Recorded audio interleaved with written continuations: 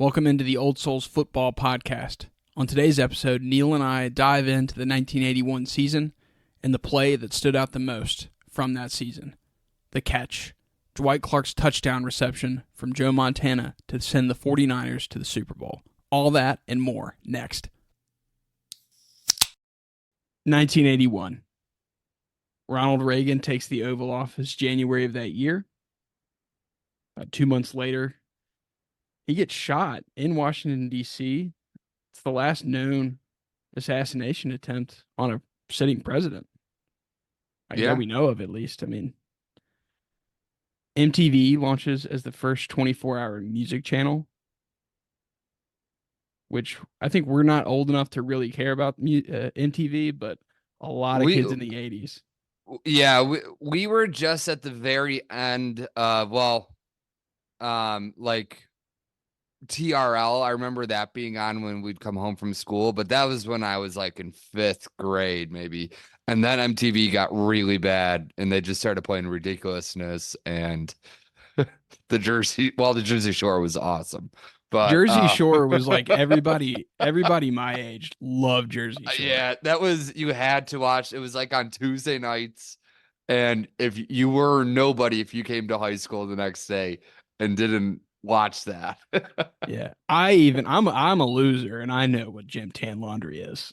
So, 1981, Ric Flair defeats Dusty Rhodes to win his first heavyweight championship. Woo! Can you imagine how much of a vibe it was if you were like there live, watching the Nature Boy take a heavyweight belt? Unbelievable. I mean, that's one of the things I've noticed about this episode in particular, is that the vibes from 1981. It was a great year. It was really like the birth of the 80s, because 1980 we were like, I think the country was still reeling from the bad end to the 70s, and so 81 was kind of like entering a new age. Yeah, and I mean, everything just looked fun. Like, if you were at a sporting event, you got people, like the signs all over the stadiums. Yeah, that's actually something I want to talk about with this episode, is how different it felt. Yeah. And of course, like the amount of people like chain smoking like in the stands was amazing. Yeah. Like you go back and watch like old NBA games from like the late 70s and early 80s, you can literally see like the haze was like Chicago Stadium.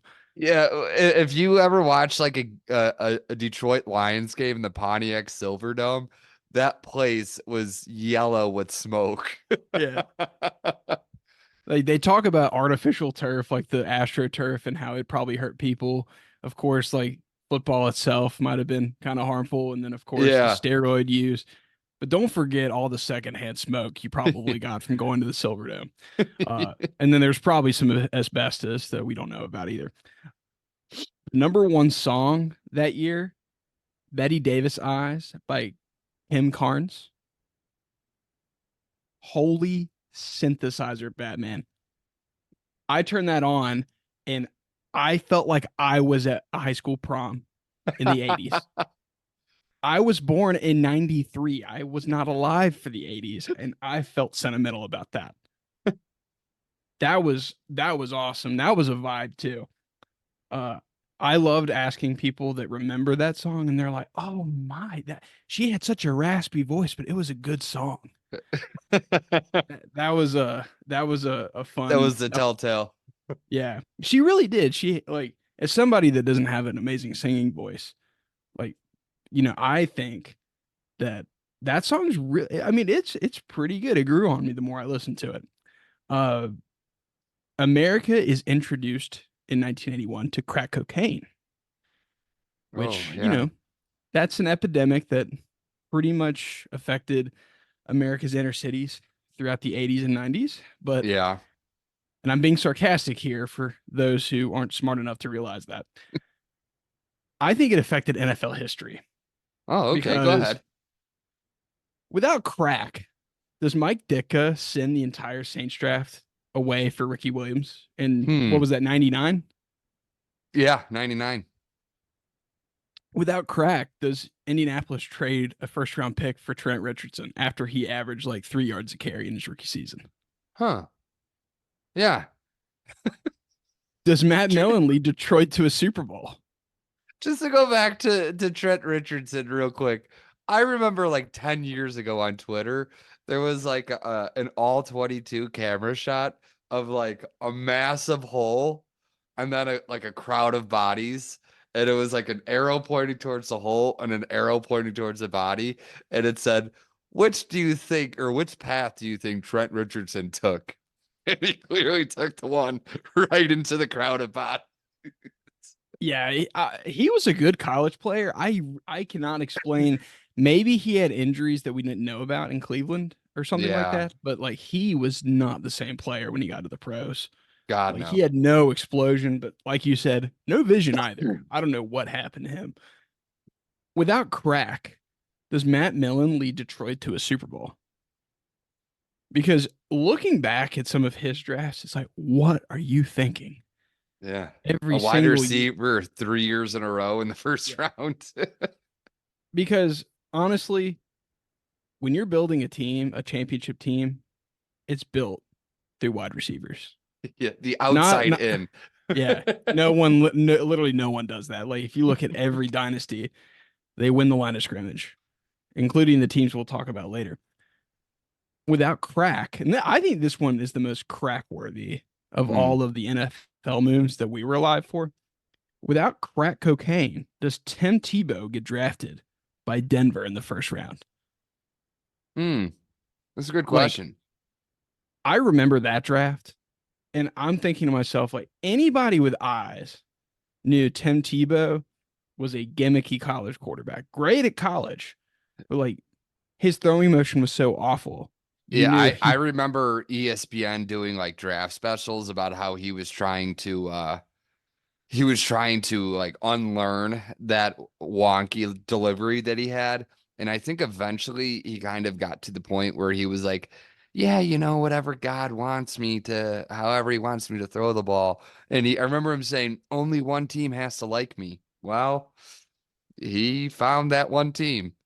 that's like an NBA team saying we're going to teach this point guard how to dribble the right way. Like, are you kidding me? Right. So I like that when they made that deal I knew the McDaniels era was over in Denver, and turns out it was. And still, Tebow has a playoff win, which is just amazing. Last, without crack, really ayahuasca at this point, but I can't tell the difference. That's what I was gonna say. Is Aaron Rodgers a totally normal guy that's likable, that wins championships, that doesn't melt down every single January? America was introduced to crack cocaine, but the NFL was introduced to a lot of great storylines. In disclosure, I'm not actually saying these people were on crack. It's just these are characteristics in terms of moves of that people on crack would make, is what I'm kind of alluding to. Another thing in 1981, and no one probably knows this except me, a utility player in the Milwaukee Brewers organization named Dan Gilmartin plays every position on the field in a single game in the minor leagues. Huh. He was the first player, I believe, to do that. And it's been done in the major leagues since. I think a guy for the Rangers did it in 2000. The only reason I bring that up is that was my high school baseball coach. Oh, really? Yeah, that was like How his about claim to that? fame. Where was he? So he wasn't on the Brewers at that point, right? No, he was a minor leaguer. He never got Oh, to the okay. major leagues, but I Huh. think he got to either single or double A, I believe. Okay. Yep. So another fun fact is Larry Bird in 1981 wins his first championship with the Celtics. In the early 80s, you get the Lakers Celtics dynamic, and that's a vibe as Yeah. well. You already had a Magic Larry rivalry that started at Indiana State, Michigan State. Actually, it started before that, I think. Yeah. Did you ever watch the HBO series? I guess they didn't call it Showtime because that's They like called it HBO's Winning direct. Time. What's that? Winning Time, Yeah, I think Winning it was Time. called. Yeah, I did. I never watched it like episode 1 through. I just like when I was flipping through the channels, and it was on, I would watch it because the cinematography of it was incredible. It's still Yeah, technically on air, isn't it? I think they're just in yeah. between No, seasons. they canceled it. Oh, they did? Oh, Yeah, it's the most unsatisfying finish because what oh, what they did is like Larry Bird wins the championship, and you're thinking like, okay, well the Lakers are going to get him back, and then they're yeah. like, here's what happened in the '80s, and here's what happened in the '90s. Magic gets HIV. The end. And I'm just, but it sucks because That's it. yeah, that's how show business is. I guess if it's not super popular like Game of Thrones right away, you Yeah, suck. We're never going to put you on the air ever again. So that's a shame. thank God the HBO executives don't run our podcast. Just saying. In the NFL in 1981, I would say that was one of the most, this was one of the most interesting seasons because there's a lot of different things happening. So you kind of have the end of the Steelers dynasty. Uh, their last Super Bowl was in '79. Uh, but the NFL draft in the spring is loaded outside of quarterback. So the '83 draft is the one with all the quarterbacks, right? Hmm. So like we don't get Marino or Jim Kelly. They're coming, but we're not quite there yet. And John Elway, I forgot to mention him in that, which is very silly of me. So the '81 draft is loaded. We have 7 Hall of Fame players in that class. We have Lawrence Taylor to the Giants, 2nd overall. Kenny Easley to the Seahawks, 4th overall. Ronnie Lott, who we'll be talking about later in the episode. The Niners take him 8th overall. Mike Singletary, your guy in Yeah, Chicago, 2nd-round pick to the Bears, Samurai 38th. Mike. Yep. One of the better linebackers all time. Howie Long to the Raiders, 48th pick, which looking at Howie Long physically, I don't really understand how he would have slipped out of the first round. Like he Probably seems like playing at Villanova got him way oh, that's down right. there. That's right. He went to Villanova, not Virginia. His kids Yeah, went to Virginia, right? yeah, Or at least small one. Catholic school. Well, I don't even think Villanova has a football team anymore. No, they do.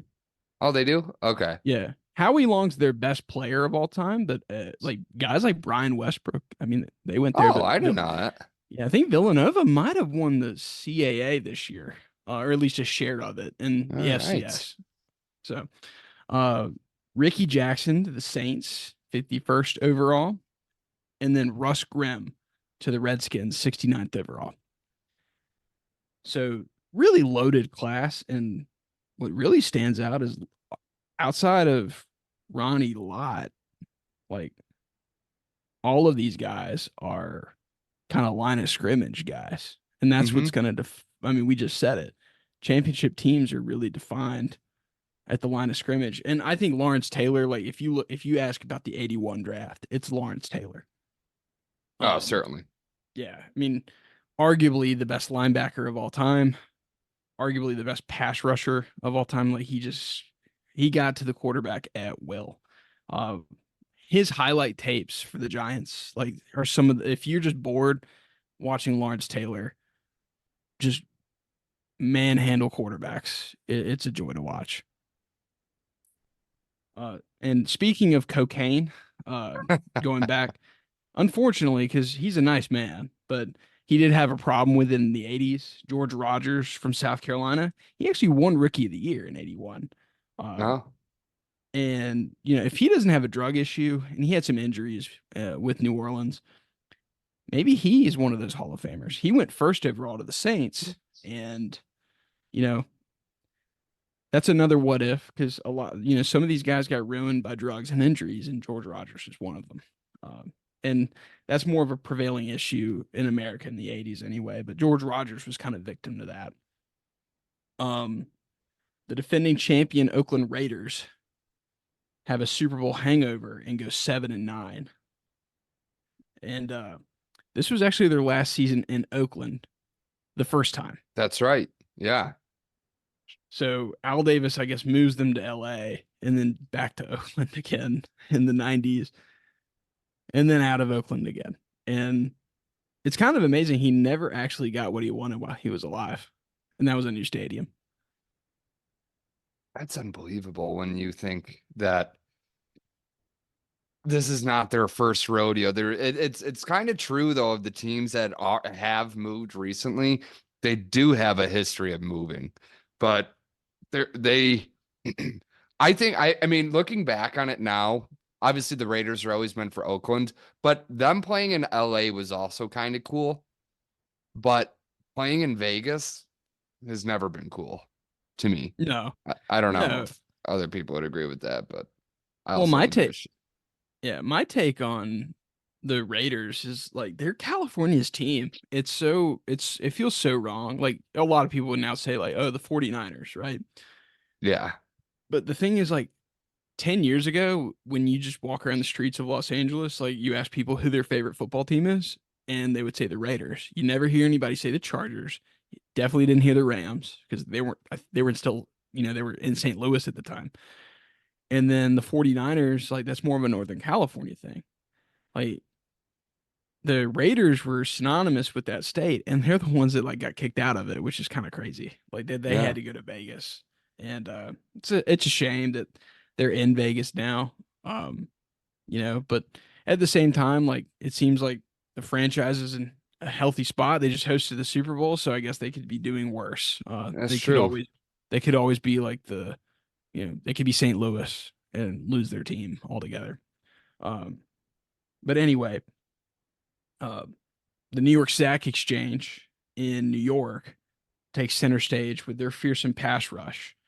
Um, what sucks about the 81 season, though, is technically the sack is not an official stat yet. Yeah, yeah, So, 82.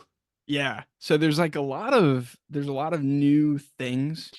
So, like when you're studying players that played like in the late 70s, early 80s, you know, I recommend people go to Pro Football Reference when you study because they count the unofficial sacks. Like, so if you go and look at like Deacon Jones in the 60s for the Rams, like they're counting his unofficial sacks versus like if you go to their Wikipedia page or their NFL.com page, Deacon Jones has like 0 career sacks, which is obviously not true. So, but anyway, the New York Stock, I said New York Stock Exchange, the Sack Exchange, underrated nickname for a team. It's just that they didn't win anything, so history doesn't really talk about them as much. Did have Um, some really strong teams though. they did, yeah, but the AFC had a lot more like fun teams. I think like you had the Bengals, the Chargers were the real fun team. I think, Yeah, Eric Coryell.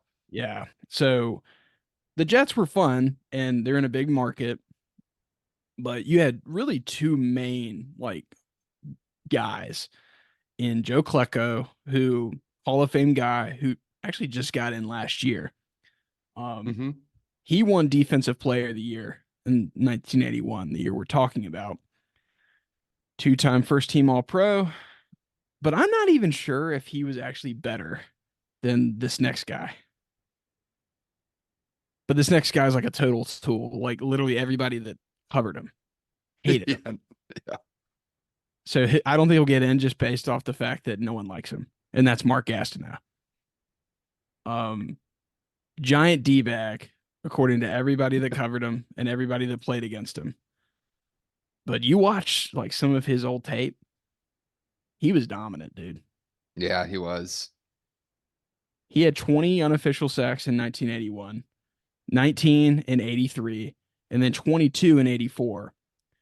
And he actually held the record up until Michael Strahan getting a free record from Brett Favre in 2001 Yeah. when Brett Favre Lying just down. that still pisses me off. Yeah, Like it should. if I'm Especially, Michael Strahan, or go ahead.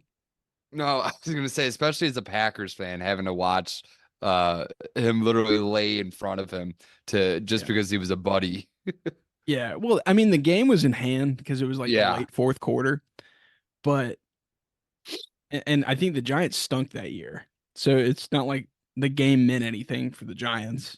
Yeah. So I think Favre was just like setting him up. But to me, like if I'm Strahan, I'm kind of ticked off at Brett Favre because like Yeah. I don't want the record if I didn't get it. Like I want to Hmm. sack you for real. I don't want you to just slide into me and give me a sack. Like that cheapens the record, and that sucks. Like I get it, people don't like Mark Gastineau, but that sucks that his record was taken away from him like that. Because 22 sacks in a season is unbelievably good. For sure. Lawrence Taylor never did that. So, It says you know, something. yeah, that does. Reggie White never did it. Like, there's some great pass rushers that we consider better than Mark Gastineau all time, but he did something in 84 and really throughout the entire 80 or early 80s where he was awesome.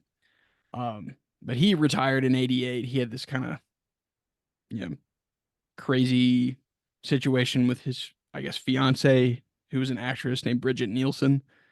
That was weird. She claimed she had an illness. Tabloids pick it up. Like he was just a giant distraction. People didn't like him. He had that like negative persona that comes with celebrity. Um, but my question to you is like looking back at Gastineau, like he kind of feels like a Hall of Fame player to me. And people just for whatever reason, like I guess they don't like him or think he's in the Hall of Very good. Like, what do you think? Because I think he's a borderline guy. Yeah. He definitely has the resume. He had an incredibly high peak for what it lasted for. Um, but it might be something similar to like I don't want to compare it to the Baseball Hall of Fame where some writers have their favorites and guys that they'll just never vote for. And I don't want to say the Pro Football Hall of Fame is like that, but I think they can afford to be like that maybe every once in a while with a guy like Mark Gastineau, who maybe people forget about, and there's not people pounding on the door to get him in the Hall of Fame. I feel like that's a name that if somebody brought it up, they'd be like, yeah, we don't vote for that guy, sort of a thing.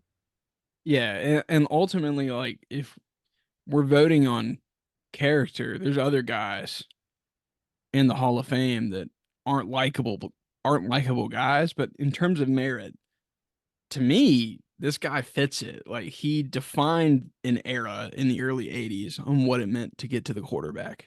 And that's an Hmm. important part of football. We literally care about that from a defensive lineman almost more than anything else Yeah. is can you sack the quarterback? Can you create negative plays? Mark Gastineau, he did that. So true. So Parcells, Bill Parcells, he takes over as the defensive coordinator for the Giants. So he's not the head coach yet. So I think he takes over Yeah. in Ray Perkins was still the head coach. 83 he took over, I'm yeah, pretty yeah, sure. yeah, he takes over in 83. So but he's now the defensive coordinator, Lawrence Taylor's rookie year, but he also has a guy named Bill Belichick that becomes the linebackers coach. And this is where I think Belichick's career takes off. Yeah. Because this is where he started to get to work with LT. Yep. And I mean, I don't think if Belichick doesn't get the chance to work with LT and build his resume like with those dominant Giants defenses, does he get these opportunities in the 90s? And does he, get set up with Parcells and kind of learn Yeah. under him? So perfect place, perfect time Yeah. for Belichick, I think. A fun fact Romeo Crennel is also the special teams coordinator on that team. So, Don't you love that? When yeah, they all just stick together. Like I knew he'd been in football a long time, but I didn't know he was already as far as a special teams coordinator. Like yeah, in 81, that's going pretty far back it is. for a guy that was coaching in the 2010s. When So did was the Chiefs interim job the last job he had? Or I feel like he was a defensive coordinator after that. he didn't just have the interim job in Kansas City. He got it because when he beat the Oh, that's Packers, right. In 2012. It was yeah, the in-between year between Haley and Andy Reid. my question, like I've always thought about that because if they don't beat the 15-1 Wow. Packers in 2011, he doesn't get that job. And In Andy Reid doesn't take over. Whoa. Yeah, Oh, that Packers win was pretty big for the Chiefs in 2011, and Kyle Orton is to thank for it. Way to Hey, go. if we didn't have Kyle Orton, we wouldn't have Patrick Mahomes right now. Way to go, Kyle. Thanks. I'm just kidding. I don't mind the Chiefs. Like in terms of like, No. it's way better that we ended up with Mahomes in the A for us two at least. It's way Oh, better yeah. that he's in the AFC West than he is like. I would hate everything if he were the quarterback for like the Giants or the 49ers or Oh, even worse, like the the Vikings. Vikings. Oh God, I don't know what I would Well, do. well, the best thing, Steven, not to get too sidetracked, but there is that stat that me and you always talk about that when a quarterback loses the Super Bowl for the first time, like when they lose their Super Bowl debut, they don't go back. Not they don't win it, they don't go back. Yeah, So Elway was every the last one time to do it, right? Elway was the last one to do it. So every time Mahomes beats an NFC quarterback, it's for us, it's just like that's one less quarterback we have to deal Yeah, with. cross him off the list. Yeah. So who's the sacrificial lamb next year? We'll see. Jordan Hopefully it's. Love. Oh, stop it. Yeah. I actually Well, that is my bold prediction is an NFC North team does win the NFC this year, next year. de- yeah, congrats to Detroit on that. But the Dolphins, so we're starting to get into like the playoff relevant teams in 1981. The Dolphins go 11-4-1. But this roster, I like looked over this team. This is like Don Shula, like one of his best coaching jobs. I could not, outside of I think one Hall of Famer and Dwight Stevenson, who didn't even play that long. Uh, he didn't have a long career. This roster didn't look great, No. and They did have the killer bees defense, but that was about it. yeah, but like really no Hall of Fame talent, and like comparing No. it to some of the other players that and teams that you're going up against in the AFC and potentially in the Super Bowl, this Dolphins team, it was not what they had in the 70s for sure. Like you don't have Paul Warfield out there running routes, Larry Zonka out of the backfield with Mercury Morris. You know, quarterback play wasn't awesome, but somehow Don Shula just wins games. Like he went 11-4-1. And more impressively, the following year, he actually got him to the Super Bowl and had a shot to win that game in Super Bowl 17. Yeah. Riggins ends up closing it out in the fourth quarter, but you were going to say something? No, well, I was gonna say that their offense totally fell apart in this. I think they only had like one first down, but they were playing with like David Woodley and Don Yeah. Strock and Yeah. And we see David Woodley in these playoffs. me too. Yeah. In 82, though, it's kind of an asterisk year because like it was a strike sorting season. Mickey So like Mouse here doesn't count. a kicker won the MVP. So Yeah, I mean that, which is amazing. We could do an episode on Mark Mosley, honestly. we should. Yeah, just all the game winning kicks. Be fascinating. The Colts go 2-14. Uh Apparently this team was such a disaster, and Irsay driving a team into the ground. Who would have thought?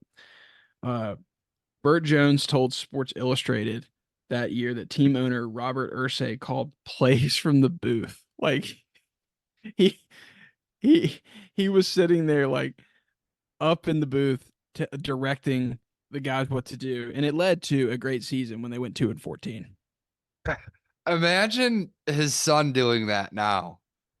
Oh God, Twitter. Well, I think now they would get like a giant fine, right? Yeah. Oh, certainly. Because that's illegal. Like his only coaches can be communicating with the sideline, I think. And like who there was a GM, I don't want to get off the talk, but somebody got in trouble for that a few years ago. I think it was in Cleveland. I feel like it happens all the time in baseball too. I feel like baseball GMs Well, because of stealing control. signs. Yeah, That's I why think they control all that stuff. yeah, that's why they limit that. You can't like be communicating with coaches from outside of the coaches booth because they're trying to limit like people filming from somewhere on the other side of the field so you know what play is coming. Um, you all the Ohio State fans that are listening, because that's what Michigan did. Eat this national championship, please. Yeah. The 1981 playoffs, though, were awesome. Hmm. Tampa Bay was really good, and they were kind of the upstart team. They were fun. My dad loves John McKay because he gave like one of the best one-liners of all time. So the Bucks were really bad in the mid Oh, 70s, I know what this is. and the Bucks were really bad in the mid 70s, but understandably so. Back then, when you were an expansion team, you're going up against a league that doesn't have free agency, so you can't just sign a bunch of players, right? Like your talent pool sucks, and it's going to take you years to build a good roster, which John McKay eventually did.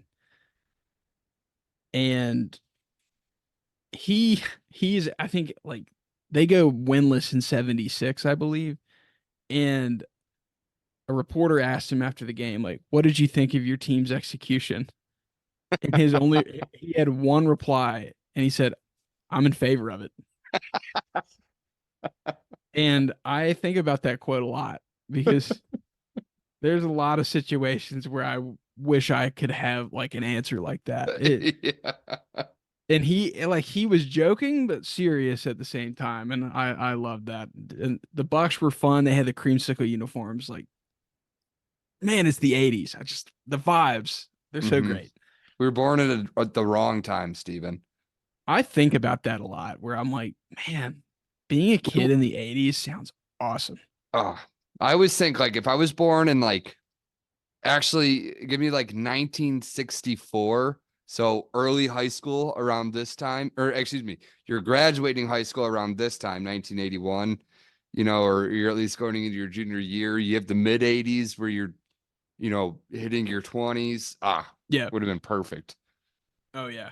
But the 80s were amazing. Uh Dallas is the team to beat in the NFC though, and they run over Hmm. the Bucks. The Bucks were like they weren't an upstart. They had made an NFC title game before, but Dallas was the cream of the crop, not just in the NFC, but pretty much outside of the Steelers, the NFL. Like they were consistently excellent throughout the entire late 60s and early 70s, or not early 70s, the entire 1970s. They were like the NFC dynasty, basically. The only thing that kept them from being like an all-time team were the Steelers because they lost two Super Bowls to them. Uh, the Dolphins, they host an AFC championship or an AFC divisional round against arguably the most fun team of all time, the Air Coryell Chargers. And that Chargers team was awesome. Hmm. Like I talked to people that did grow up in the 80s, like late 70s, early 80s that were like, 10, 15, like in that age range. If you ask them who was your favorite quarterback, I don't think they say Joe Montana. They say Dan No, Fouts. Dan Fouts for sure. He was the cool one. He really was. Their offense in general was just so cool. I mean, well, San Diego was such a hot city. It was like, it was like how Miami was in the early 70s. That's what San Diego felt like in the early 80s. Good looking people living out there. They had Jack Murphy Stadium, everybody wearing Charger gold. Yeah. And their offense was high flying. They ran the score up on teams. They didn't have a good defense, but man, they could score points. Yeah. In 81, Dan Fouts, 4,800 passing yards, that's ridiculous. Like, that's a lot. 33 touchdowns. Like, that in 1981 is like an MVP level season. He didn't win MVP. That went to Ken Anderson. Um, Ken Anderson, those who are new to 80s football, quarterback of the Bengals, we'll get to him. Wes Chandler, Charlie Joyner, really good receivers. Charlie Joyner is a Hall of Fame. When I watched this Dolphins Chargers game, that's actually the player that like stuck out to me. Like everybody talks about Kellen Winslow, who Yeah. is also a Hall of Famer. He has like an historic game. But Charlie Joyner, underrated Hall of Fame wide receiver. Like when you talk about great players from that era, like watch this guy, man. He could play. He was so fun to watch. But Kellen Winslow, like I said, He's their tight end, and he was arguably one of the greatest players ever if injuries don't ruin his career. Because he had 6 seasons of 10 plus games, and it's 3 of those seasons were first team All Pros, and one of them was a second team All Pro. He was I, I'm trying to think of like who has been that dominant at tight end. Like I don't even think Gronk can say that. Yeah, I think that would be the only uh possible comparison. And of Yeah. course, a different player in a different era, but Yeah. I mean, that's the only I would like Tony Gonzalez. Did he have something similar to that? I don't think so. Yeah, I think the tricky part about later tight is like I think in that era, like I mean, Yeah, Kellen that's Winslow was true. the tight end, and they're like Like in the current era, like we have Kelsey, we have Gronk, we have other like some people how say tight Kittle. ends were still a sixth offensive lineman up and Yeah, like obviously everybody remembers John Mackey, everybody remembers Ditka. yeah, Randy Grossman had a couple good years and yeah. Billy Joe Dupree in the 70s. And we But weren't like and Ozzie Newsome was just coming onto the scene, I Ozzie think. Newsome was Yeah, also just coming onto the scene. But even like comparing Ozzie Newsome and Kellen Winslow was so much more, and not to take anything away from Ozzie Newsome because Ozzie Newsome was great too. But Ozzie Newsome was kind of like more of like the offensive tackle build. Do you know what I'm yeah, saying? Like he was a wide guy. Kellen Winslow was your power forward type yeah. tight end. Really the first of that kind. Yeah, because I mean now the tight ends that we get, like the fantasy football studs, They're like carbon Travis Kelsey. copies. Yeah, well, they're not. They're move tight ends. Yes, Like yeah, they're not inline tight ends. yeah, like you could actually say like when you actually watch football, like if you ask a lot of really like football people that were in front offices, a lot of them would tell you like in the current game, Dallas Goddard is one of the best tight ends in the game right now because Yeah, the way he blocks, but he doesn't put up a lot of big numbers because he's almost in line every play. But they don't have to throw it to him because they have like 15 other guys that can catch passes for them. right. Meanwhile, like Travis Kelsey, he's basically a receiver. Like what he and Debo Samuel do isn't really that different, like where they line up. So I agree with you. Like Ozzie Newsome and Kellen Winslow, I don't even like to compare them. Like, yes, they're tight ends, but they play completely different positions within that tight end. Like Hmm. it's that we're getting really into the weeds of the football, but that's important context. Uh, but he had a huge game here. 13 catches, 166 yards, and a touchdown. One of Considered one of the greatest performances in postseason history if you go back and watch this game. But this game was crazy. It's known as the Epic in Miami. If you're interested in watching it, highly recommend it. You can, I think, see the full version of it on YouTube on like the NFL's channel. The game time temperature is 85 degrees, which in January that's pretty warm, Hmm. and it is more humid than Satan's gooch. Keep that weather in mind, by the way, because it's going to come back to be relevant.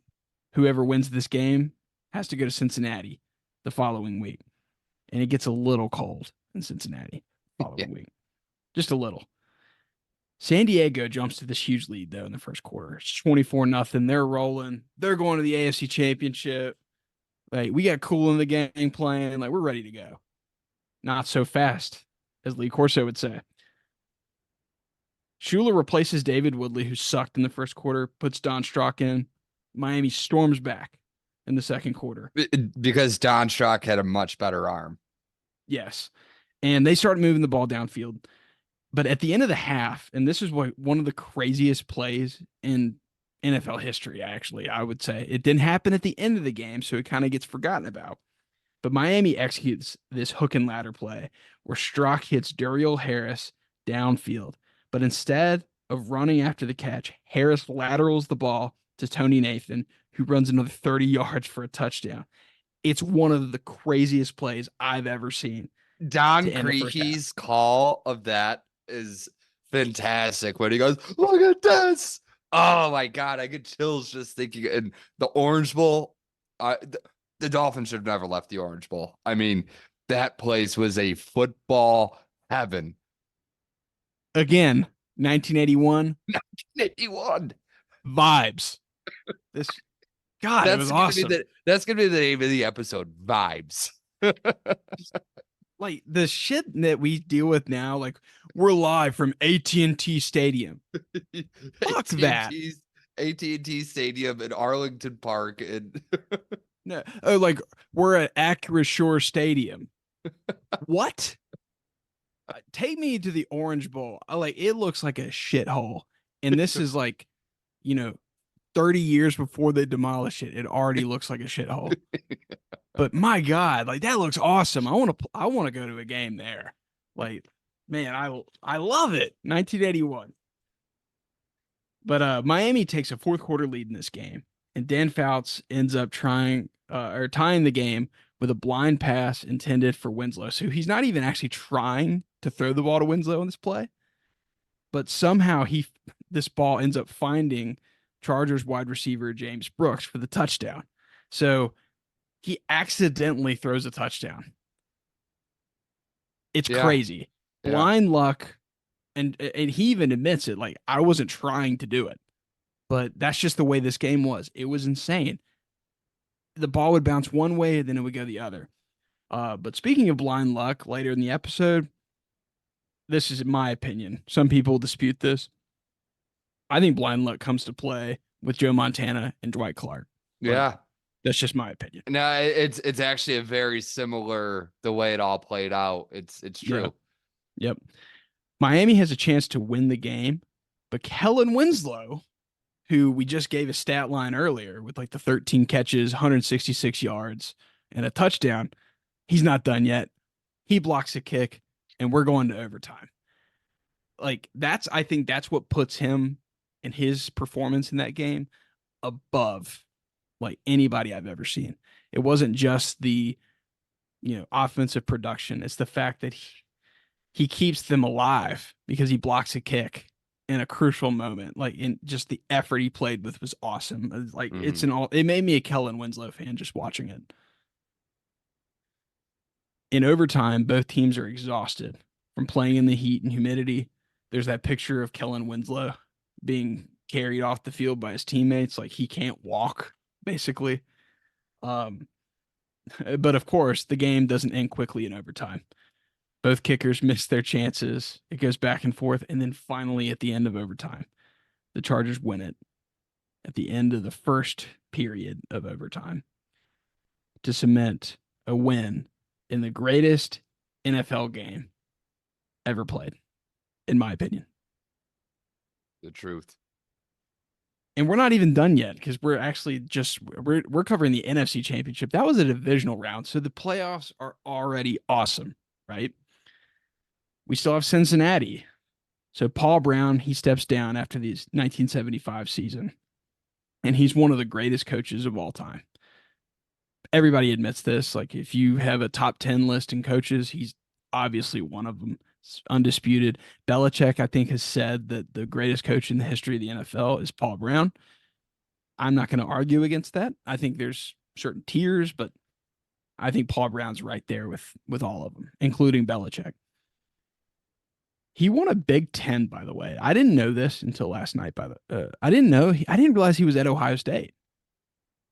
Really? Yeah. For some reason, I was going to say like the University of Chicago or something like that. Really? Yeah. No shit. So he won a Big Ten and a national title in the early 40s at Ohio State. Okay. So Urban Meyer, we can say, is like the fourth best coach in Ohio State history now. So just another reason to put Urban down a peg, which is awesome. Like, thank you, Paul Brown. You Ohio State fans are listening to this. They should be happy. The fact that Paul Brown coached your team is badass. I wish Paul Brown coached the Packers. Like, I can't say that. Like, but anyway, Paul Brown's awesome. And, but he ends up leaving. He goes on to the Browns. They win 4 AAFC, the All-American Football Conference championships in the late 40s with the Browns. And yes, those count, by the way. Those count just as much as the NFL. and he wins the NFL 3 times in the 50s when the Browns joined the league. Uh, but he goes through the. We could probably do an episode on this topic, the fact that he got fired by Art Modell in Cleveland. Yeah. But after he gets fired by Cleveland, he ends up going to Cincinnati to basically establish the Cincinnati Bengals. So he retires and steps down. He's just a front office guy now. He's just running the team. They have decent seasons in 76 and 77 under Bill Johnson, but it kind of all falls apart in 78 and 79 under Bill Johnson and Hummer Rice. So they become kind of a bad team in the AFC. In comes Forrest Gregg, Hall of Fame Packers offensive lineman. He takes over as head coach in 1980. They go 6-10, but they do get a win here. They draft Anthony Munoz in the first round. And Anthony That Munoz was good. yeah, just like I would probably say the best tackle ever. You think? I would say Anthony Munoz, like I think might be the best. Like I was looking over his resume, like Yeah. holy crap. Yeah. Like I can't think of anybody better. Like he was awesome. Dominant. So, and it's awesome to know that Forrest Gregg like was the coach his rookie season. So it's like who's coaching up rookie Anthony Munoz? Forrest Gregg. That's just so cool to think about. Another Hall of Famer. Yeah. So and this is like Lombardi's only successful coach, basically. Is like under his coaching tree is Forrest Gregg. In 1981, they're the upstart Bengals. They're 12-4, and they get the AFC's #1 seed. They have this rookie receiver named Chris Collinsworth that's taking the world by storm. No, here's a guy. Yeah. He was a good player. He wasn't a great player. He was. He was really good. Yeah. He was a really good route runner, and he had pretty good hands, but he was very white. So he was super slow, and he didn't have a lot of meat on him. Yeah. Well, there were still guys like Lance Allworth. They were really good. Allworth was like so fast though, and Collinsworth wasn't that kind of player. And Allworth made most of his hay in the 60s and early 70s. Oh, I think Allworth could play now. Like if you go back and watch his stuff. Yeah. But anyway, the Bengals, they're awesome. The AFC runs through Cincinnati, and that's going to be a problem for this Chargers team. Because the Chargers end up meeting the Bengals in Cincinnati for the AFC title game. Yeah, like, who hasn't gone to Cincinnati and won playoff games? Right. Cincinnati, they're like close to the Ohio River. That's way further south than Lake Michigan. It's probably not even that cold down there. But this is 81, so different vibes. Different vibes. Global warming hadn't happened yet. Santa Claus decides to send a polar vortex, I guess. I don't know what happened. Like I'd have to talk to a meteorologist on this. The game time temperature in Cincinnati for the AFC title game in 1980. I guess this is technically January 82. -9 degrees. And that is over a 90-degree difference from the Chargers' previous week in Miami, where it was gets like worse. 85. But it's windy on top of that. There's like, I think they said like 20-mile-per-hour wind gusts, something around that. The wind chill was registered at -59 degrees. As my grandpa used to say, it's colder than a mother-in-law's kiss. I'm surprised, like, because at some point, like, how do you even function as an athlete? Like, your body will like start to shut down. How do you function as a human? Alcohol. I mean, actually, that's probably a bad move to make when you're super cold, because I think that will, I guess, it'll slow your heart rate down. Yeah, which would lower your body temperature even more. But this game was a rout. Fouts couldn't even throw the ball. Like if you try and rewatch the Freezer Bowl, don't watch the NFL Films clips of it. The actual game rebroadcast, like this game was over from the start. Like I think Dan Fouts' first pass, like the It was Dick Enberg, I think, was calling this game. Yeah, Merlin Olsen. And Dick Enberg's basically like, it's intercepted because this ball is like hanging in the air for like 10 seconds. I've never seen a ball die like that. And I knew like at that point, I'm like, yeah, it's not happening. Like the Chargers were so much fun. And the weather decided, no, you're not going to the Super Bowl. Bengals are going to Truly, truly a shame. But in fairness, the Chargers did have their shot at the Super Bowl the year before. Yes. At home. Yeah. And they couldn't capitalize then. So, Well, you know, learn how to play some defense. Like that was they had a yeah, fun team offensively, but they stunk on that one side of the ball. Like yeah, it's true. so, but just some observations from this game. Like Kenny Anderson, the MVP of the league that season, he was really good. Somebody get this man a hand patch though. Like he kept like every single throw after every play, like he's sticking his hands like all the way down his pants, and I'm just like, get this man a hand warmer. Like I was just like, man, you're touching the Felt ball every bad for him. play. Yeah, but you're touching the ball. You're like, I don't want to be touching the ball when you've got your hands all over your junk. But this guy, like, I can't blame him necessarily because here's a guy that's out here playing in -59. So anyway, the 49ers, they're up next in the NFC Championship game. San Francisco hosting, I believe this is their first chance at an NFC title game, and they're hosting it at Candlestick Park, which, again, fill it in for me, Neil. Candlestick Park was the vibes. It was the 80s, the early 80s. Vibes. That's actually that was one of my biggest take because I watched the game that we're going to talk about later with the game the whole episode is about. I watched it maybe during the pandemic. So this was my second time taking it in and it just I mean did you notice that there's way more crowd shots back then? Yeah. Well, the fans are more interesting. The fans were more. You had pimps. You had girls. Yeah. That one girl that was as soon as Dwight Clark caught it when she was about to say, "Fuck." Yeah. It doesn't take well, and it doesn't cost you $700 to get a seat in the upper deck No. like it would now. Like Yeah.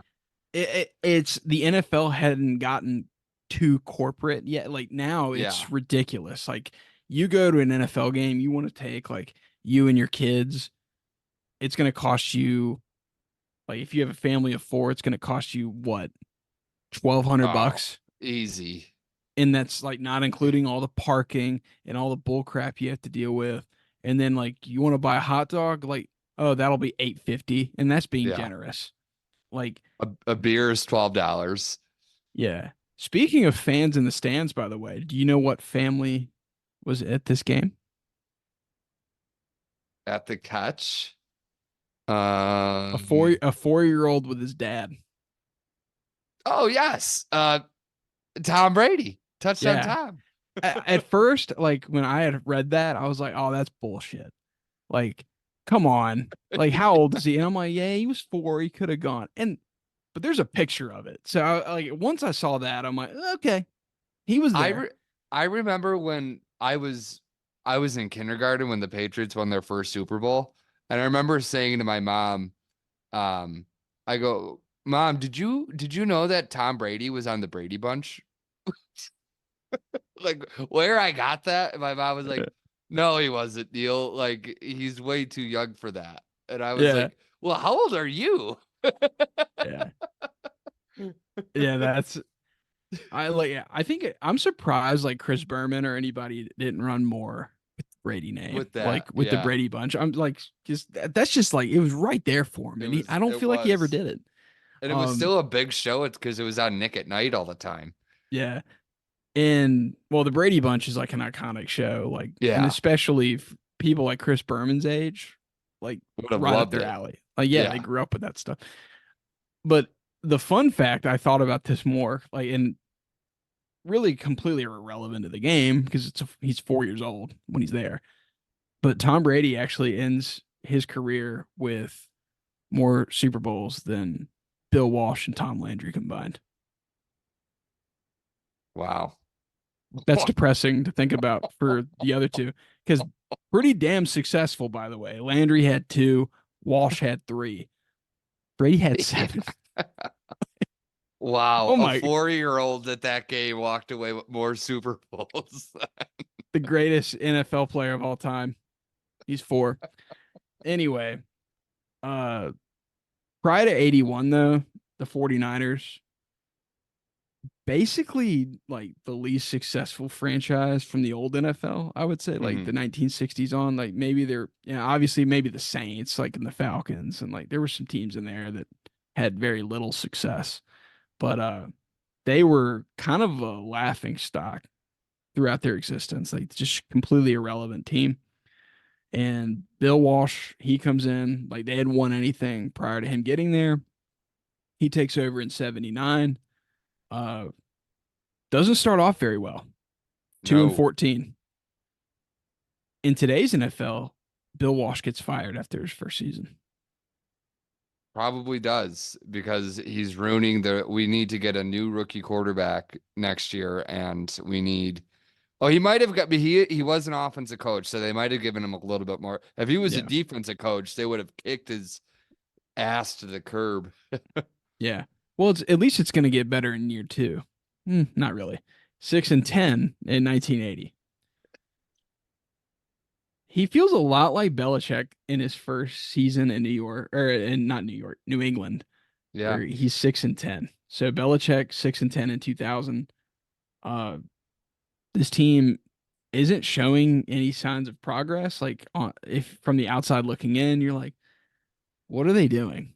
And Hmm. you felt that way like in Belichick's first year and really the first like couple of weeks of 2001 even. The first 18 games of his tenure. Yeah. It didn't look like it was heading in the right direction. Nope. And yeah, but not we're not this and that about the Patriots. So but in 81, the 49ers shock everyone and go 13 and 3. Their regular season metrics actually weren't all that impressive though. This team was like when people talk about like the 0-1 Bears or the Vikings from last year in Yeah. 2022.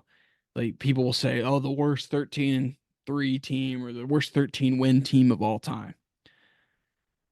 I'm not saying the 49ers were that. Like they weren't the 22 Vikings, but they Yeah. weren't great. Like they weren't even the Closer third to a 10 or 11 win team, probably. they weren't even the third best team in the NFC by DVOA in 1981. Which is out. Dallas, yeah, Dallas, Tampa Bay, Philly were all better in terms of advanced metrics like that. So if you DVOA is, and you Neil, if you want to explain what DVOA is for the listener, you can probably do it better than I am. Yeah, defensive value over the average. So it's look up Aaron Schatz and all the work he's done. It used to be through Football Outsiders. Now that he's at FTN, it basically measures if 0 is the average, what percent above average you are, and they measure things like on a per play basis and over a game basis. How often is the team successful at, gaining 40% on first down, gaining 67% on second down, gaining 100% on third and fourth down. So basically, and then they throw in things like opponent adjustments, uh, negative plays, all that sort of thing. Yeah. So, and going back to the 49ers, like DVOA basically says it's a good team, not a great team. Yeah, not a But, Super Bowl team. but metrics only tell a part of a story. Mm-hmm. And this is the birth of a great team. Like the 49ers weren't a good team in the 80s, they were an all time team in the 80s. Yeah. And this is just the start. And we'll get into that in a little bit. They get the Giants in the divisional round, handle business. Ronnie Lott had a pick 6 in that game, starts to cement himself as like a top 20 player all time. They put up 38 points on rookie, I guess 31, because I included the pick 6. Yeah. They put up 31 points on a Giants defense with on a Giants defense with Lawrence Taylor, that featured Parcells and Bill Belichick on the coaching staff. I think that's pretty impressive. That not Yeah. bad, Joe. Not bad. Yeah, George Martin would have been on that defense. Yeah, I'm sure Harry Carson was there at the time, I think unless so. he Yeah, came a little bit. But so yeah, I mean that was an incredible output from a team that maybe wasn't, like as I remember Randy Cross saying one time, we just weren't. We had enough guys in our team that were too ignorant to know what the bad times were like, and that's kind of maybe how they viewed getting into the postseason was we got nothing to lose. yeah. And they were really, really, really good in that divisional round game. So they're playing their best football, and they're going to need it because they're playing the Cowboys. And like I said earlier, they were the class of the NFC basically since Lombardi left the Packers. They were consistently in the Super Bowl. The only thing that really prevented a Tom Landry Dallas Cowboys dynasty was that pesky team in Pittsburgh, who just happened to have a better roster than even they did. When Dallas was like this machine, and they kind of modernized how teams drafted and evaluated talent. Like Gil Brandt was like the main guy behind that in terms of the front office. He's in the Pro Football Hall of Fame. Landry is a legendary coach. Great players all around the field, good coaching. Um, you know, their last losing season though was in 1964. So we're in 81. So it's been 17 seasons basically. And at I that think they point got. in the I think they got to 1987 too without having a losing season. yeah, Landry was awesome. Like for his entire career. So because the early 60s, the Cowboys were basically an expansion league or expansion team in a league that was not friendly to expansion teams. Ask the Falcons, ask the Saints. So over the 17-year stretch prior to 81, Tom Landry and the Cowboys, they won 2 Super Bowls and won the NFC 5 times. And no team had made more Super Bowl trips at that time than Dallas. Pittsburgh and Minnesota had 4. Minnesota unfortunately lost all 4, and Pittsburgh won all 4 there. So wah, wah, wah. Yeah, that really sucks, by the way, because like And then obviously, they haven't even been back yet. yeah, it sucks for the Vikings in terms of like I respect the Purple People Eaters, Bud Grant, like awesome teams, Yeah. but like it's pretty hilarious that they didn't win a single Super Bowl. just saying, you could have done it once. Like you had a one chance, you could have won. But this 1981 team had 3 Hall of Fame players on it: Tony Dorsett, Drew Pearson, Randy White, all great players. I thought about this. I had in my notes like maybe Ed Too Tall Jones, but looking back at his career, he wasn't quite Hall of Fame level, but he was really close. The Hall Yeah. of Very Good. All very good. Yeah, he was more mythical because of Yeah, just how large he was. yeah. Because Actually, random fun fact about him: the pick he was drafted at was actually the last time a team inherited the first round pick until Caleb and Williams. really, Yes, that was the last time a team inherited the first round pick of the draft, or not the first round pick, the first pick of the draft. that's an amazing fact. It's been 50 years, and Ed Too Tall Jones is the last one. Wow. So that means Caleb Williams, Hall of Very Good. Actually, I did a deep dive into. Oh, shut the hell. Actually, I would take that. I would take that. I would take that in a heartbeat. But I did a deep dive into teams that have inherited the first round pick, and it almost always like Paul Hornung, technically, because that was back in the day that Yeah, there was a lottery in the not like what the NBA and the NHL have, but yeah, the first pick was awarded to a team on a lottery. Buck Buchanan was drafted number 1 in overall by the Dallas Texans, aka the Kansas City Chiefs. He went to the Hall of Fame. Ron Yeri was drafted in 1968 by the Minnesota Vikings. He went to the yeah. Hall of Fame. Like there's only a few examples of it, but like it's been pretty good. So knock on wood, lightning strikes again. Yeah.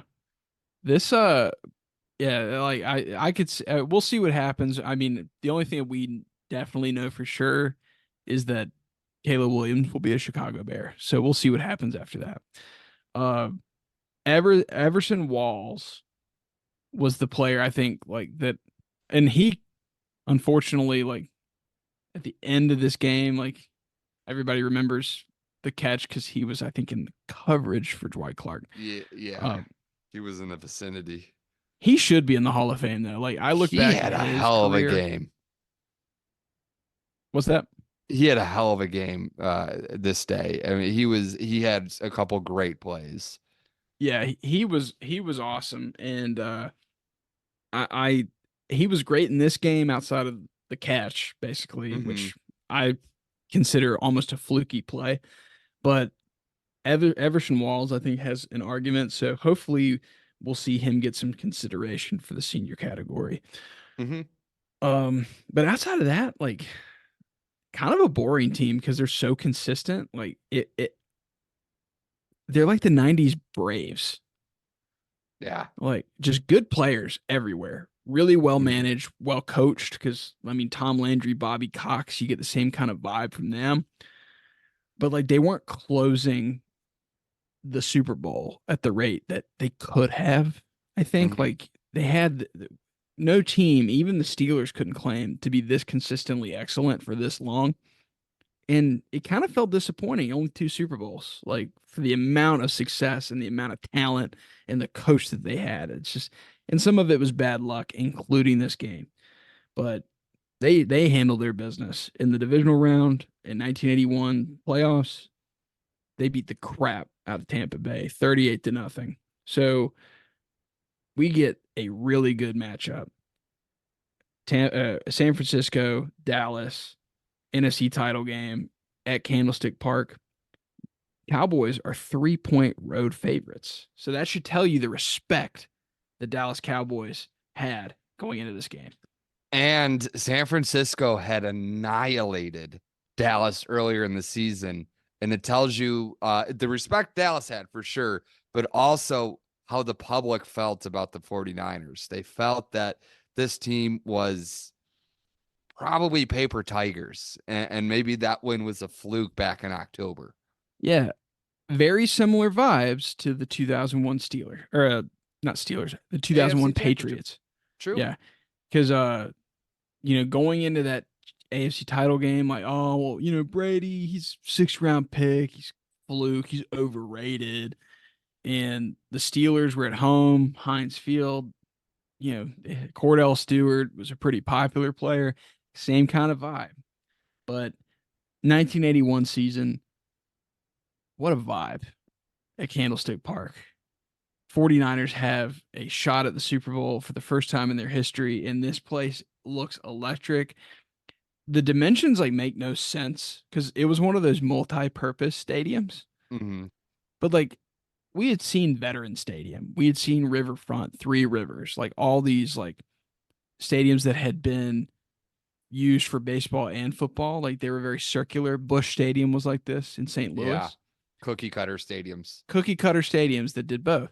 But like the dimensions were wonky at Candlestick, like Yeah. which, but it They made had it kind like of fun. temporary bleachers along Yeah. the, I guess it would be the, let's see, the sun used to set over there. It was the opposite from the TV side. Yeah, So so like, yeah, the opposite of the TV side. Yeah, where the yeah, away team was. yeah. So first thing I see is what a vibe, Candlestick Park. Like if I could go back in time and go to a game, this is one of those games. Definitely. Danny White, starting quarterback for Dallas, but he's also the starting punter. So that was interesting. 81. So we're still, and this is like one of the things I'll get into in a second, but like the Cowboys still do a lot of things that you would see like in the '60s, like during like the Lombardi era, where Jerry Kramer's kicking field goals, right, Hmm. and Danny White's punting, and like the Tom Landry is wearing his suit with his fedora, right? Old school. Like that's how old time coaches looked. Bill Walsh has a headset. it's like you're watching today's coach versus yesterday's coach in the same game. Yeah. It's really an interesting dynamic. Uh, but Danny White, actually a really good punter. So we're not going to spend that much time talking about punts in this game, but He had a thought that leg. was, yeah, I thought that was really interesting. Hmm. And a kind of an advantage if you're carrying, if you can play two positions like that, because then you're not, with roster limits set like that, you don't have to carry. Like honestly, if a quarterback were able to punt full time, like that's an advantage for a And, team and because I, they wouldn't have. I don't know if you heard Vin Scully say on the broadcast, but he was like one of the times, I think it was like in the first quarter, that Danny White was lining up to punt. They were like, and don't forget like White's arm, which kind of leads you to believe that like a You few could fake it. times you could fake it, and they probably did, and they probably had success doing it, um, during those times. Yep. So first quarter, Niners get a quick score. Montana finds Freddie Solomon for an 8-yard touchdown. 7-0 Niners. Candlesticks going crazy. Getting the lead on the Cowboys. That's an important thing to do. Their easiest drive of the game until the last drive of the game. That was really the only drive. It Yep. seemed like things were really simple for them. Yep. Dallas quickly matches with the Raphael Septien field goal. 7-3 49ers. Hearing Vin Scully say Raphael Septien was just so damn satisfying because like he was a baseball announcer and like I guess I think Septien's father was uh like on the Mexican national team for soccer. So Oh, it's like really? hearing the Hispanic name, like it just brought me back like days of watching Vin Scully call baseball, but I'm watching a Yeah. football game. So that's kind of cool. Uh to end the first quarter, Cowboys take the lead with a beautiful throw from Danny White to Tony Hill. Danny Just a quick. White. Sorry, go ahead, Oh Steven. no, no, no! You go. Uh, Danny White needed a big game after the way he played in October. He was like 8 of 16 for 60 yards and like 2 interceptions in the regular season game. So Yeah, he needed to prove his worth that day, and he played a really strong game. yeah, and I think a lot of the times you hear people say, the regular season matchup doesn't count. Like it's so hard to beat a team twice. Well, that's true, but I think at quarterback, if you play poorly in one game, it does translate into the Yeah. playoff game. Like we saw Yes. it in 2020. Aaron Rodgers plays like crap against the Yeah, Bucks in the regular season. Throws a that's couple right. picks. What does he do in the NFC title game? It was a couple picks. So Yeah. the Packers can't stop turning it over in that game. Same thing.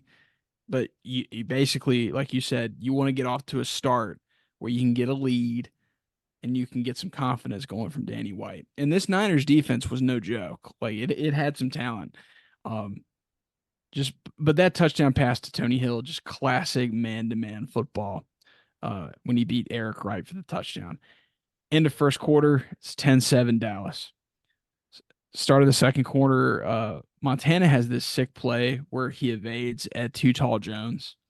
I think it's one of his best plays of the game Hmm. where he basically fakes him out. Like, and maybe Ed Too Tall Jones is literally too tall to change direction here, but Montana steps up and like kind of makes this play on the move, throws the ball 25, 30 yards downfield, finding Dwight Clark, who beat Everson Walls, just a dime of a throw.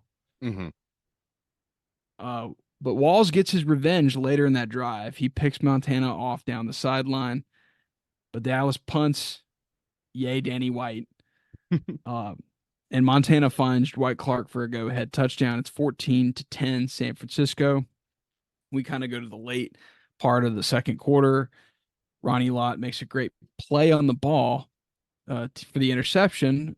And I don't know if you saw this play, but what a just horse crap call. Like, did you see, like this was a clean interception and they just completely missed it. Yes, I'm I didn't see it. trying. There was no contact. Like it was a deep ball down the right sideline and Lott Yes. Now I know barely what you're made talking any about. Yeah. he barely made any contact. They call pass interference. and just a garbage call. And this is 1981, and we still deal with this stupid rule the NFL has.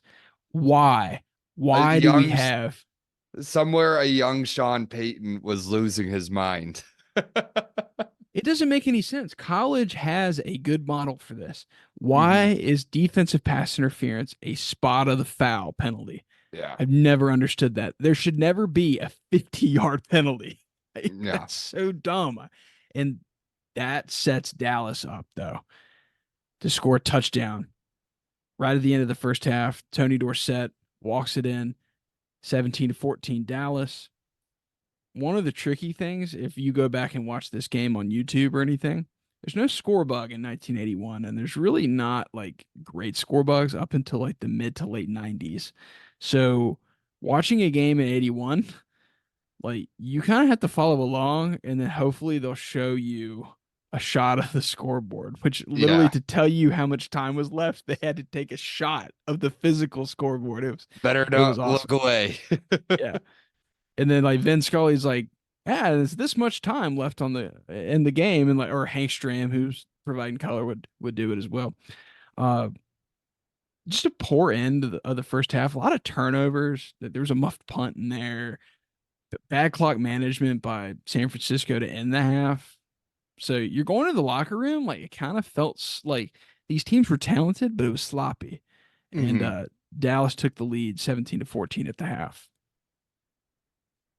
Um, my halftime report, and feel free to put your thoughts into this. I could tell Ed Too Tall Jones was a boxer. Like he was so quick with his Yeah. hands, it was ridiculous. That was like it was a joy watching him Special. play. Yeah. Randy White is one of the best defensive players I've ever watched. I felt like I was watching like a smaller Aaron Donald, if that makes sense. Like Yeah. he was so quick on his feet. Like it Yeah. was He was a block of a man. yeah. And like cuz Aaron Donald's like a little taller, but he's like he has that he's so like I guess strong and lean where he has the ability to win with just so much quickness. Like if you go back and watch Randy White, he was really that good. And I Mhm. mean, he was a Hall of Famer and everything, so people should know Randy White. But I was really impressed by him. And that gives you some context. Like Montana, statistically, he didn't have a good game uh, in this game, but No. he was dealing with this defense, so I cut him some slack there. Do you know one thing I have to say about is the defense about Dallas, that I was kind of wondering as the game went on, and just part of the evolution of football. Of course, Tom Landry is kind of basically credited with being the father of the 4-3 defense. But his 4-3 defense was a little bit different than, say, the 4-3 defense that was even run like a Yeah, couple years later that, say, like the Bears were using, like Buddy Ryan's Bears were using. yeah, His outside linebackers were flanking the defensive ends instead of playing behind the defensive line. And I wonder, especially in an age that, well, now when we think of defense and like base packages, we think just about everybody runs the nickel. Like yeah, there's because no it's so point pass to heavy. it's so pass heavy. Um, but me and you had talked about this. We had texted that like San Francisco operated like a modern, like way more of a modern team than like just what we're used to. Like we were able to sit there and be like, oh, okay, that looks somewhat really the only thing that looked ancient about the way they did things was they had wide receivers still getting in 3-point stances, but Yeah, they were doing that all the way up until Jerry Rice was a rookie, like in 1985. Like Jerry yeah, Rice was still getting in a 3-point stance split out wide, but like their pass concepts were really modern for this time and age. But I was wondering, were the Cowboys linebackers playing so close to the line of scrimmage when San Francisco literally had the West Coast offense that was built to on timing routes and quick passes and 3-step drops. Was that just the worst defense, or the not just the worst defense, but the worst schemed up alignment that they could have had? Yeah, I think some of it, and I think it kind of speaks to the talent that they had in the front four, really, Yeah, especially Randy White, yeah, because he was so disruptive. So even though I think they had the looks that, like, San Francisco had the looks that they wanted, and like they did it on the final drive, they were able to move the ball really hmm, primarily on the ground, but uh they were running that West Coast scheme, which was such a mismatch, like you said, for that defense. But I think players, and we sometimes, like, people that watch the game, like even in today's game, like players still win, right? yeah, And when you have some of the players Dallas had, you could have a poorly called defensive, and I don't want to call it poorly called because yes, the West Coast was a radical it type of was. offense. Yeah, Like, they were unfortunately just caught at a point that yeah, that type of alignment was about to be phased out, and this was kind of the game that I think maybe yeah, started to prove to people. 90% of the looks that you were going to see throughout the year, and probably like what they had in all their packages, were these types of defensive looks. So, like you said, now, and like this is where I scream, like, people that go, like, all the analytics bros. Like, I get analytics serves its purpose Hmm. because it's giving you information, right? Yeah. Like, I was just talking about DVOA, so I'm not against looking at the game through that lens. What I don't understand, You though, don't like the nerds. yeah, well, that say you should only base your decision off of, what historically is most likely to work. But because here's the thing, like you said, the game that in today's game they run so much nickel, right? Yeah. But yet the league continues to care so much about staying pass heavy. Yeah. But you look at the teams that make the Super Bowl, like Kansas City, San Francisco, Philly they last year. they fucking run the ball. Yeah. You still have to be able to control the Yeah. trenches like that. You're never going to hear me say, yeah, quarterbacks don't matter. Like, I'm not going crazy here. I'm Yeah. just saying running No, the ball you're right. matters because ultimately every team plays nickel, right? Hmm. And too high safety now. Yeah. Yeah.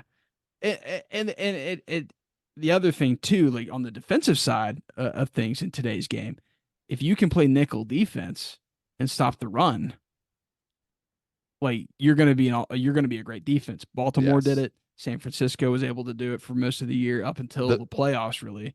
And the Actually, the Chiefs, Bears were doing it the last half of the season, and yeah, that's what kind of sprung their yeah, turnaround. yeah. Like Baltimore couldn't really run the ball on Kansas City, and they won because they basically said, like, okay, we're not going to let you throw it all over the field. We're going to spy Lamar, and that's what the game is about now. Like, everybody looks at the game now. It's more about coaching and scheme. But I think back then it was still more about players, and the game should still be more about players. And I think real NFL coaches do look at that. Like, you can have a poorly called defensive play, but if I have Aaron Donald, Yeah. does it matter? Sick 'em. Probably not. Like, just go get him. Go make the quarterback uncomfortable, and that's still the essence of football. Like, get after the opposing team's offense. Create negative plays, force turnovers, and get the ball back for your offense. But going into the third quarter here, the other thing I wanted to cover for halftime is these coaching staffs. So Tom Landry's the head coach. Mentioned his two Super Bowls. Gene Stallings, defensive coordinator for the Cowboys. He later becomes a national championship head coach at Alabama. I have it written down that he was defensive coordinator. I think he might have been defense. No, I think he was defensive He, he coordinator. he was the coordinator. Yeah. Yeah, I'm thinking of George Seifer was the defensive backs coach. Um, See. but Gene Stallings ends up winning a national championship in the 90s. And then talked about Gil Brandt and how he basically revolutionized the pro scouting. And Ditka was the special teams coach for Dallas. Correct. I forgot to write that down. Yeah, I that was apologize. he was 10 days away from being hired because so this was his last game in Dallas then. And then he went to Chicago. And then he went to Chicago 10 days later. That's awesome. And then Bill Walsh, on the 49ers side, we all know him. 3 Super Bowls, lots of success. John McVay was their director of player personnel. Sean McVay's grandfather. Sam Weish, quarterbacks coach for Joe Montana. Bengals and Bucks head coach, had a lot of success with the Bengals and instituting a no huddle offense, kind of revolutionized offensive football in the late 80s. Also a Furman guy, so go Dens. And Sam Weish is actually the reason he's the only time I've actually been able to wear a Super Bowl ring, because he let me wear his Super Bowl 16. Because I used to work with Sam Weish on some broadcast stuff back at Furman when I was like just leaving college, and he had like for his broadcast he would always still wear his Super Bowl 16 ring, which he later won in the 1981 season with the 49ers. He was the quarterbacks coach under Bill Walsh. Wait, they won this game? Spoilers. George Seifert, defensive backs coach, 2-time Super Bowl champion with these 49ers. He succeeded Walsh, and he's the first coach to win a Super Bowl in his first season as a head coach. And then he also coached in Carolina, but we'll just forget about that. That didn't go good. That was Chris Winkie. Anyone? Chris Winkie. Third quarter, Dallas goes 3 and out to start the second half. Danny White picks off Montana. I wrote Danny White. Yeah, that's right. It should be Randy White. Excuse me. I said, did he play DB too? Yeah, Dude, is like, unbelievable. No, Randy White picks off Joe Montana. And that's the 4th turnover. I knew as soon as I said it, I'm like, that's not right.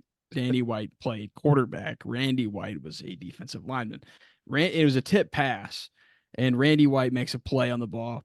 4th turnover, which, we were joking that Danny White's unbelievable. Randy White actually was unbelievable. Like, he was making plays in the backfield, getting after the quarterback, intercepts a pass, just making an impact like he always did. But Bobby Leopold makes a play. Niners pressure Danny White, and the ball tips off of Ron Springs' hands. So it's just a turnover fest here. Like, it's kind of sloppy. Like, but I think sloppy. I think it's more of a testament to how good these defenses were. Dallas forces a 4th and 1, but they jump off sides. First down, 49ers. Johnny Davis runs it in, and the Niners head into the 4th quarter up 21-17. So sloppy 3rd quarter overall, but the Niners end up getting a 4-point advantage going into the final quarter. Ronnie Lott gets called for this massive pass interference again. And unfortunately, this is the second time this has happened, and it sets up Dallas in a great spot. And when you're in a big championship game like this, what does every coach say? When you get in the red zone, you have to do what? You have to hold them to field goals.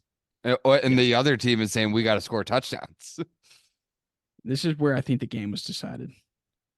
So Dallas has to settle for a field goal. They can't take advantage of the pass interference penalty against Ronnie Lott. It's 21-20 San Francisco. So Dallas can't even take a lead here in this situation, which also made me think in today's game,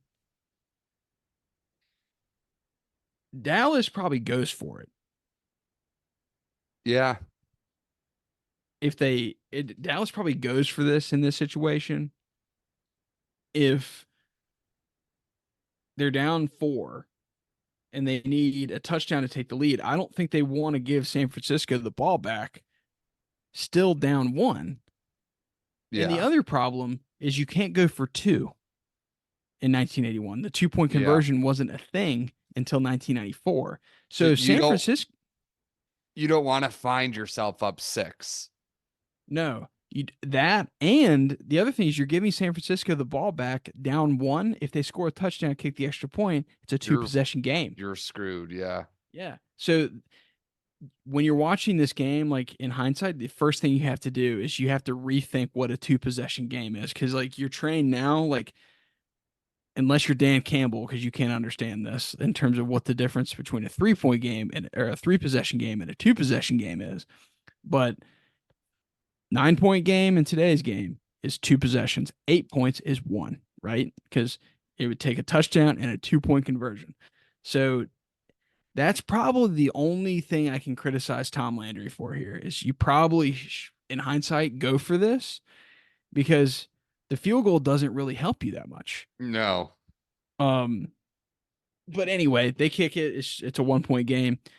The game's still flipping their way though because they recover a fumble, and Danny White and the Cowboys convert that into a touchdown. So they do take advantage of the turnover, and Doug Cosby scores the go-ahead touchdown. They kick a PAT. The other mistake you might make if you're watching this game, in 2024 is, oh, you got to go for two here because you got to make it a 7 point game. Right. You can't. There was no 2 point conversion until 1994. College football, they had it in 58. The AFL had it during their entire existence. So the NFL was actually the last organized football To adopt it. which is kind of weird to think about. Uh, Trivia question. Who scored the first 2 point conversion? So in 1994, Yes. I don't know, Favre, Sterling Sharp. Tom Tupa of the Cleveland Browns ran in a fake field goal attempt or a fake PAT attempt. Really? Who was the coach of the Browns in 94?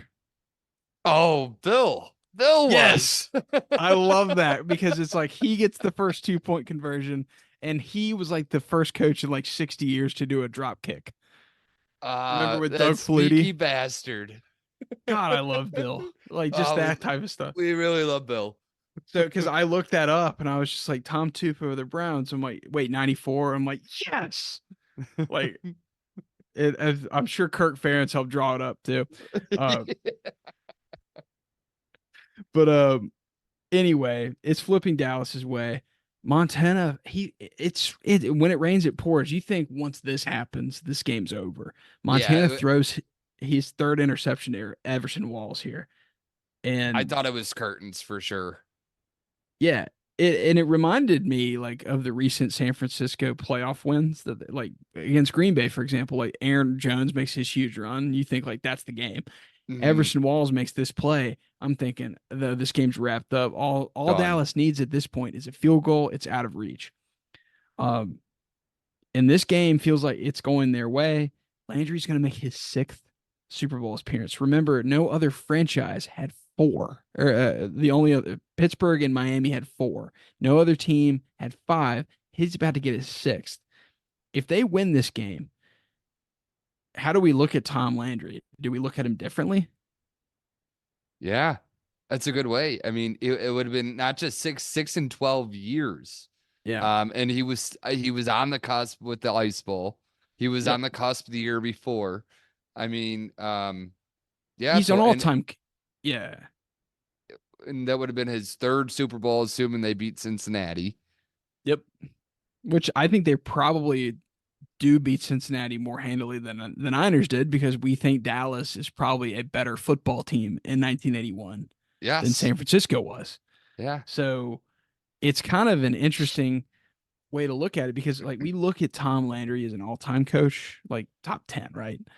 But like you're going to have to put him in like the Lombardi, Belichick like category in terms of like dominant head coaches that had success in the NFL. But what's true though about this, and it's you always hear about it before any big championship playoff game, whatever it might be. Whenever there's one team that's considered the favorite and the other's the underdog, and they, they're talking at the pregame studio set before the game and they say, well, what does so and so have to do to win this? And you'll always hear one of the commentators say, or analysts go, well, if it's close late, the longer it stays close, the better chance they have. Right? Because now you're banking on like 50-50 probabilities when you get down to Yeah. it. And so that's kind of what happened to San Francisco. They were probably thinking, if we have the chance late, we'll take it. And that's what they got. Yeah. So, and their defense comes up clutch here. An underrated performance. That defense kept them in the game. They forced 3 turnovers. They had less than 300 yards given up. They keep them in this game throughout the game. A So lot of my young game, talent, even besides Ronnie Lott on that defense. everybody's going to remember Joe Montana and Dwight Clark, but the 49ers defense in this game deserved the game ball. No Yeah. doubt. So they get the ball back. They force a punt. They take over from another good Danny White punt, by the way. They have to start at their own 11-yard line. So this underrated part of this is, the catch is what everybody remembers, but the fact they got down the field was impressive. And Montana made a couple of throws, but they ran the ball pretty well. So they started their own 11, incomplete on their first play, but 2nd and 10 from their own 11. Linval Elliott gets 6, making it a 3rd and 4. 3rd and 4 from their own 17. Montana hits Freddie Solomon to move the chains. As Brett Favre used to always say, the key to a 2-minute drill or a game-winning drive is get a first down, because that sets up everything. You get the defense uncomfortable, right? Get them on their heels. Yeah, that's the key to. And I mean, it sounds obvious, but really, like, you watch game-winning drives, that feels like the hardest accomplishment is that first down. That first down. Elliott gets another first down on a 10-yard run. A couple of runs after this, they get a 3rd and 3 from their own 41. Another first down. So Linval Elliott's kind of the star of this drive. So he gets them pretty much almost to midfield. Montana completes, a little pass, 2nd and 5 from Dallas, from the Dallas 49. So they get across midfield mostly by Linval Elliott. Solomon gains 13 yards on a reverse, and it's a first down for the 49ers. That was kind of like, I felt like, where it broke for them. Yeah. Dallas was selling so hard on stopping Linval Elliott that they crashed down too hard on the side that he was heading to, and they faked the handoff, and Solomon came back the other side. It was a really well drawn up play at the time. Yep. And then they get the ball to the 36 after that run. Montana throws this beautiful ball to Dwight Clark. I think the best throw of this drive for him. Yeah, it was perfect, right in the basket. Yeah, just a perfectly accurate pass. Dwight Clark stays in bounds. And it's always just like so, I guess, appropriate in this type of game. If you're going to win a game like this, you need 10. You gain 11. That's just perfect. Like you knew, I think at that point, like, okay, the 49ers got this, right? They get the ball to the Dallas 25. Montana makes another big time play and hits Solomon again for 12 yards. Elliott gets another run to set Dallas or San Francisco up at the 6-yard line. And this is where everything changes. And everybody remembers this play. You watch any NFL films clip, this is like the first thing you see. And it's always from the perspective of the back end zone, right? Mm-hmm. But Montana, he scrambles to his right, and this pass rush is all over him. And Ed Too Tall Jones, which is such an appropriate nickname in this one moment, is just towering over Joe Montana. And Montana just appears to throw it away. But somehow this ball it falls in the direction of a leaping Dwight Clark, who made just an incredible effort to get his body in a position to make the catch. And that is known as the catch. Niners take the lead. Really, they tie the game and then kick an extra point to take the lead. And that's the catch. Yeah, I mean, it is one of the probably 3 most iconic plays in NFL history. up there with the Immaculate Reception. Why am I blanking on other plays? I think those are the two. The two, it's the two most iconic. It was truly at a time when the NFL was conquered by all of the big dogs, even though, like, say, Pittsburgh wasn't considered, and Dallas only came about in 1960, but Pittsburgh wasn't big until the early 70s. But still, like, you A had newcomer. Green Bay, a newcomer. You had Green Bay that had won 2 in a row, and then yes, the AFL had their little, they had their breakthrough. The Raiders were a big, tough, mean team. You had, like I said, the Steelers, the Cowboys. And so San Francisco breaking through was really seemingly like the win for the little guy, because, you know, the Jets winning Super Bowl III was obviously big. We're not trying to take anything away from that. Yeah. But the Super Bowl wasn't the Super Bowl yet then, you know, and the NFL was getting bigger for sure, but it wasn't just there yet. Mm-hmm. San Francisco overcoming this Goliath that had stood in front of them. If you hear any of the 49ers talk about that game, the Cowboys represented everybody who had stood in their way, that had laughed at them, that had mocked them for years and years and years. And here they were, putting the stake through the big bad beast.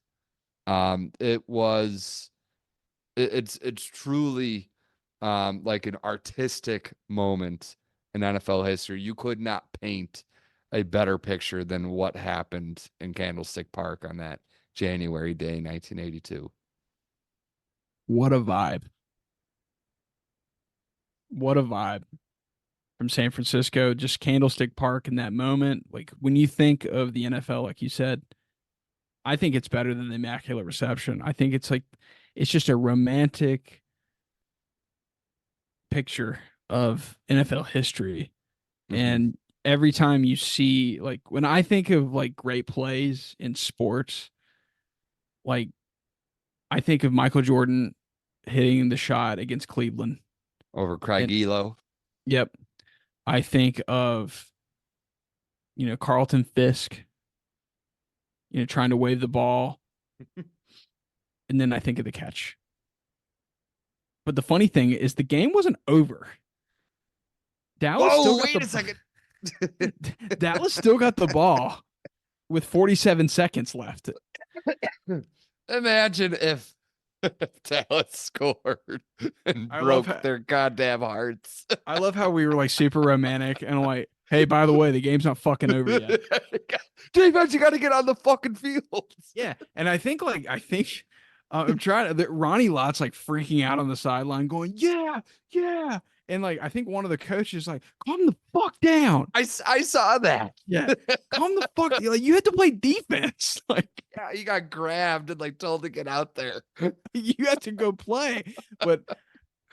And like, it's not like this team sucks that you're playing against. Like, Drew Pearson, by the way, is on the other side waiting to, and Drew Pearson has a knack of making huge plays at the end of games. Ask Viking fans.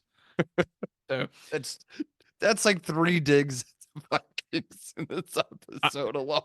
Hey, I'll say this. We put a YouTube short up of Jared Allen getting a sack. I don't want to fucking hear it.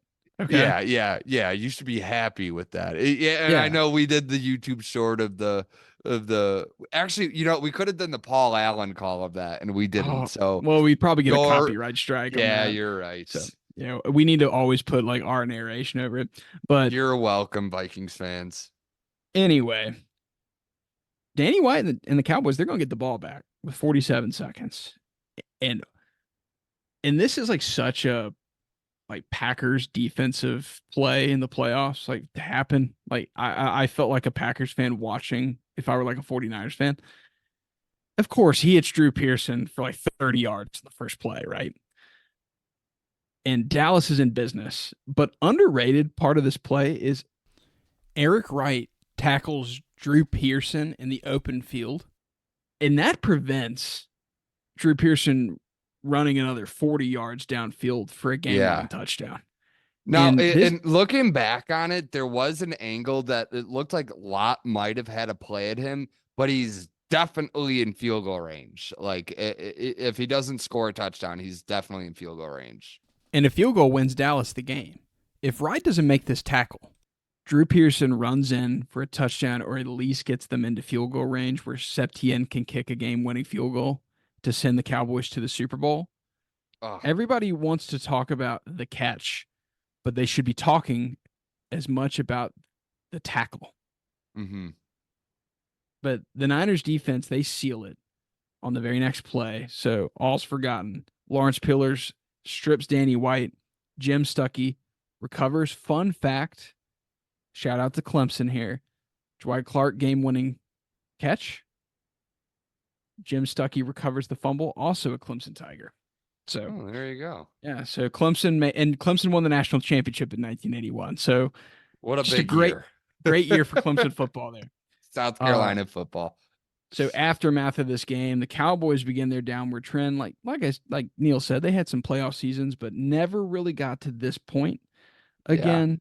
And then by the 88 season, they're horrible. Jerry Jones buys the team, and he, at the end of the 88 season, going into 89, Jerry fires Tom Landry, which was really controversial. I'm pretty sure Tom Landry told Jerry Jones to F himself, which I get it. Like, you've been there for 30 years and you've been successful for 99% of it. That sucks, but Jerry made the right move. They ended up winning 3 Super Bowls pretty much after that. So it unfortunately worked out for them. And funny thing, like some irony, Bill Walsh's final season in San Francisco was also in 1988. So they ended their NFL careers at the same time. That's right.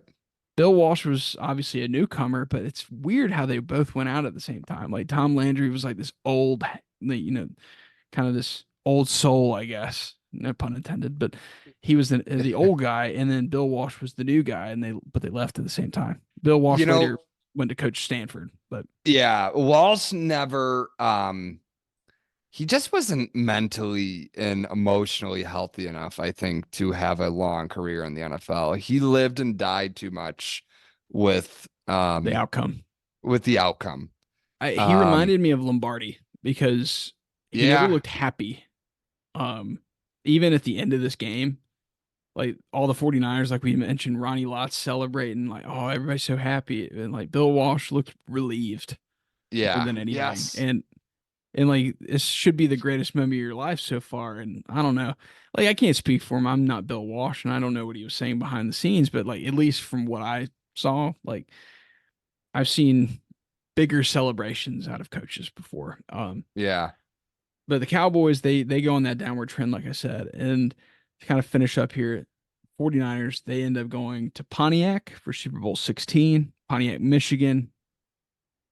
Lions, home field, the Silver Dome. That yellow smoke like we talked about. Yeah. They defeat the upstart Bengals. Full circle. Great game, by the way. Super Bowl XVI. Was. Very good game. Dan Buns. Summerall and Madden. Yeah. And they had a weird setup for CBS that year. So Vin Scully and Hank Schramm did the NFC title, but they had Madden and Summerall do the Super Bowl. And a lot of people speculate that the reason Scully never did NFL games after this was his last NFL game. And the reason why he, I guess, quit football is because they were never going to give him the Super Bowls. And I think he's just like, I'm just going to go do baseball from now on. Oh, I thought he was good.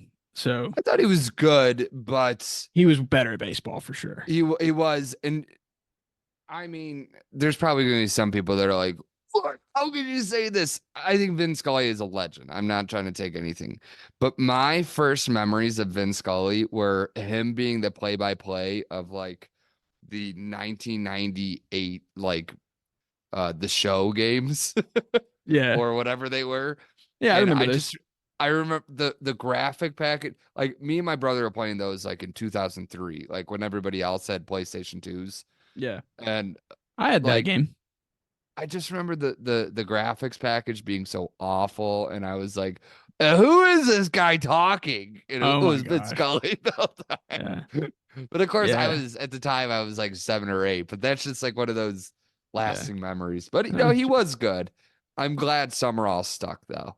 Yeah. Well, if you want to feel better about Vince Scully, go watch Kirk Gibson's home run, and then you'll feel Oh better about him. yes. So, but anyway, they defeat Cincinnati in the Super Bowl. Forrest Gregg doesn't win one for Cincinnati, and Bill Walsh actually wins two more with the 49ers. So they beat the Dan Marino's Miami Dolphins in Super Bowl 19. They beat Sam Weish and Boomer Esiason's Bengals in the, I think, Super Bowl 23, which was the 88 season. So Bill Walsh left pro football on top. And then Montana wins three more because he won an additional one with George Seifert. Super Bowl 24 with the 49ers against the Denver Broncos. But it all started with the catch, and the team of the 1980s was born with it. Thank you again for listening to the Old Souls Football Podcast. Don't forget to like, rate, and subscribe on your favorite podcast platform, and follow us on YouTube at Old Souls Football.